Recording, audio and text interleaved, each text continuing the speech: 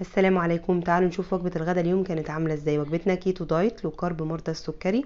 طبعا احنا بنعرض المتاح والافكار، فكل واحد يعمل اللي يناسبه، ممكن تاخدوا فكرة او فكرتين كده.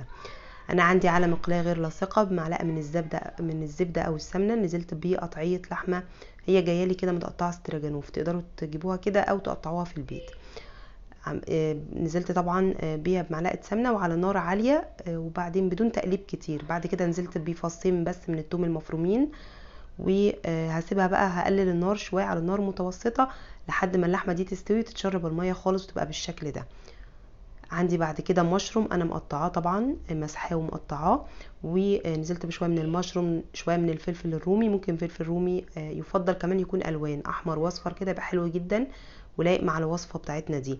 عندي رشه من الملح ورشه من الفلفل الاسود، وتقلبتين كده وعلى نار متوسطه لحد ما السوا يبقى تمام. ما بياخدش وقت خالص، يعني كل القصه دي بتاخد ربع ساعه بالكتير لحد ما استووا. بعد كده نزلت بقى بكميه من الكريمه، يعني اي كريمه عندكم، سواء كريمه خفق او كريمه طبخ، او ممكن تحطوا مثلا معلقتين قشطه كده متدوبين في شويه من الحليب، فبرضو ممكن يمشي الحال.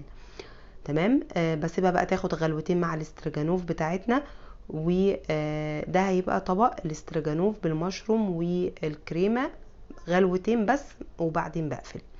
الصوص بتاعنا شوفوا لونه جميل جدا وغامق. الوصفه الاصليه طبعا المفروض ان احنا نحمر دقيق فيها لحد ما لونه يغمق وهيدينا اللون ده. احنا عملناه كده بكل بساطه بدون دقيق ولا حاجه، عشان يكون صالح للكيتو دايت واللو كارب ومرضى السكري.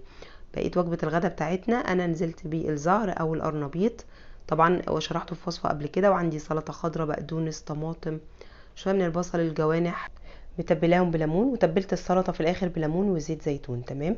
انا بقى هقدم لنفسي بقى جنب الاستراجانوف عامله لحمه بالبصل. اللحمه بالبصل دي سهله جدا، بتتسوى في عرقها زي ما بيقولوا يعني. بس مجرد ان انا بقلب بصلتين كده مع اللحمه، وبتبلها بملح وفلفل خفيف خالص. الملح بس طبعا بحطه في الاخر، وبسيبها بوطي النار عليها بتتسوى في عرقها. وكل ما تكون يا جماعه قطعيات اللحمه كويسه وجيده، عايزه اقول لكم انها بتساعد جدا في السوى السريع، سواء في الاستراجانوف او في اللحمه بالبصل او في اي نوع من اللحمه اللي بتتسوى يعني على النار. فاحنا كده، ده كانت وجبه الغداء. عندنا كميه من السلطه، كميه من الخضروات اللي هو القرنبيط او الزهر، ونوعين من اللحوم اهو. وعندي ممكن بقى دي نعتبرها دهون، اللي هي التغميسه الرائعه الايطالي. اشوفكم على خير في وصفه قادمه.